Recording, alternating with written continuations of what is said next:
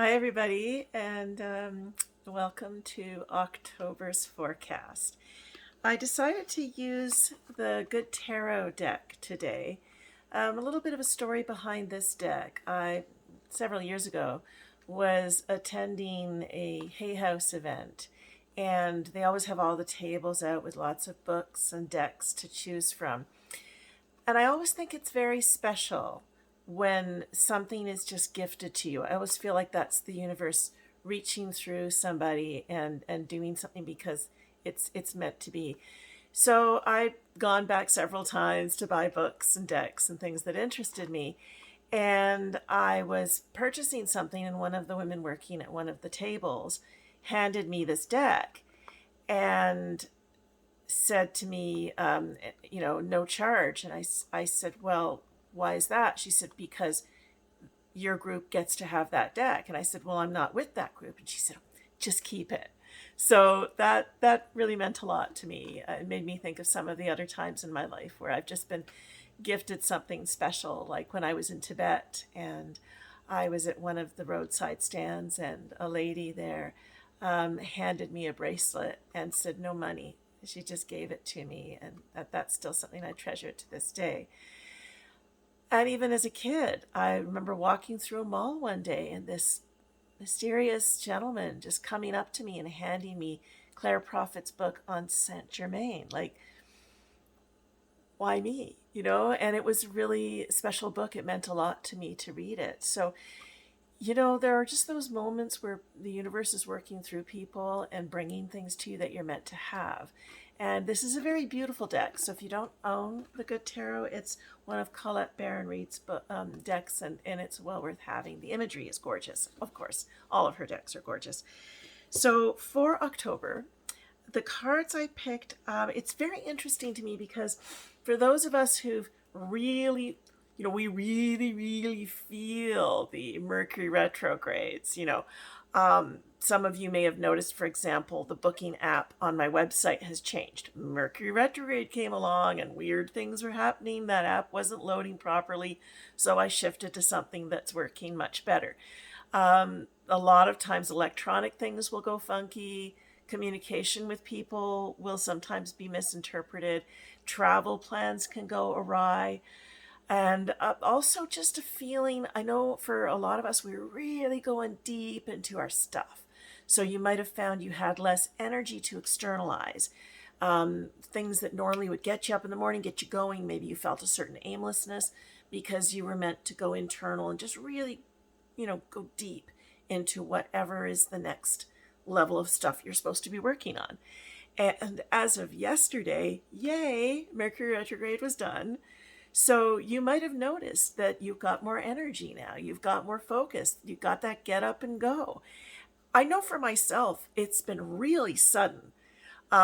Yesterday, it was like all of a sudden after a couple of weeks of being deep into my stuff, it's like, I'm perky again. Let's go. I've got all these ideas for projects and things I want to do. So I think when we're in a Mercury retrograde, you've got to be very gentle with yourself. And if you don't have a lot of energy to externalize, trust that. Trust that there's a reason for that. And you're just meant to go into that and go, okay, why? What's coming up for me right now? Why am I not being allowed to move forward? Instead of bullying yourself, which we sometimes do, and go, I should be okay with this. I should be able to do this. Well, sometimes, no, you should sit or rest. Sometimes we need more sleep during a retrograde. Listen to your body, listen to yourself, trust the rhythm of your being. And yeah, sometimes we do go into sloth mode and we have to work through that.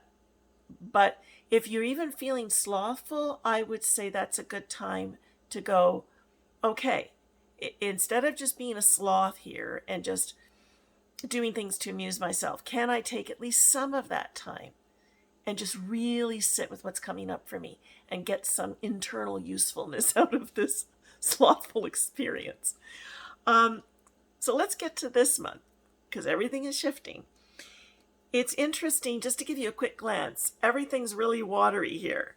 So that means flow, movement. And the first thing we have is the King of Water. So this is all about being able to process your ideas and hear the ideas of others. It's about collaboration, movement, the flow of ideas. So if you've been feeling kind of stuck, this is a good time to collaborate with other people and to realize that sometimes you may have great ideas, but if you interact with other people and they share ideas, it can often spark a situation where your ideas expand, where you go, oh, wow, I never thought of it that way. And now that gives me even a bigger field within which to look at my ideas.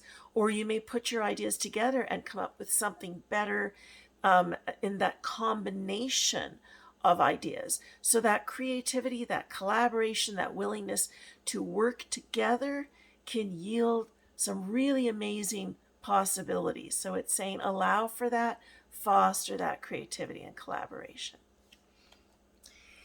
And the call comes up. So it's like your calling card.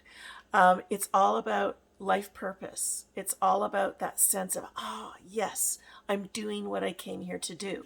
So I find it interesting because, again, if we think about flow, sometimes in that collaboration, in that interaction with others, it feeds our sense of, aha, now I have a sense of my purpose.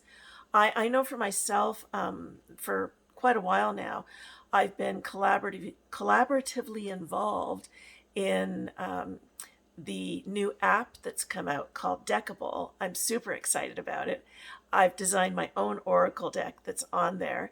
And my friend Nick, who's the designer of this program, he's brilliant. And it's been really exciting to see what he's come up with. And as he's talked about it and been working on this, it's made me go, oh, wow, I've always wanted to do an Oracle deck. And because of the way his program works, because of the way the app works, it's affected and influenced the way I've developed my deck.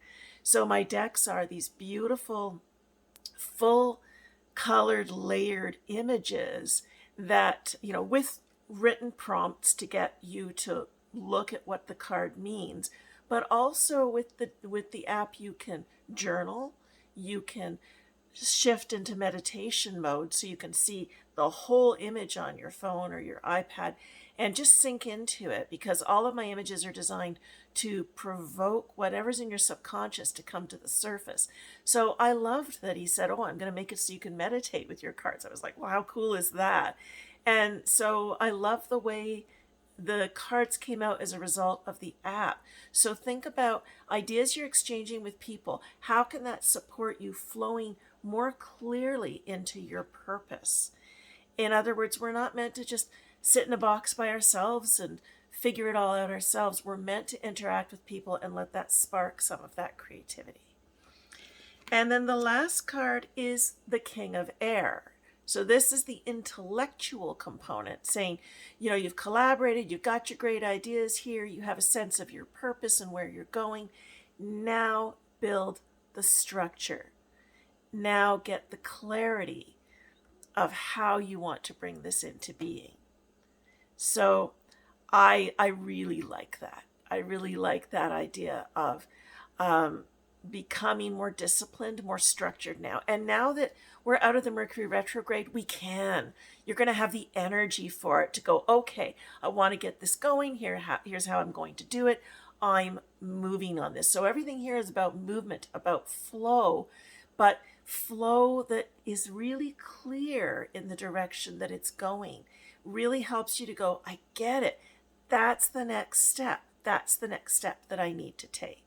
So there you go. That's October. And just so you know, if you are wanting to check out this new app, tell you a little bit about it. Deckable, that's Deckable, kind of like Audible for cards. Has hundreds of decks in it. It's a free app to join. So you go onto Deckable.com, www.deckable.com, join in for free, choose from hundreds of decks, and once you've purchased the decks you want, you can just download the app onto your tablet or phone and start playing. And the neat thing is you can look for the month. Oh, there's all the spreads I did, and oh, here's what I journaled about them. So I just love that you can track your experience on the app.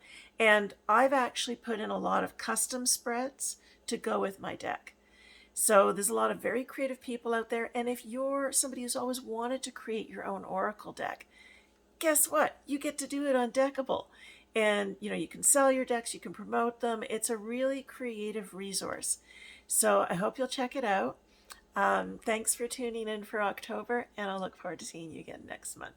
If you want to know more about me, check me out at spiritkelowna.com. Bye for now.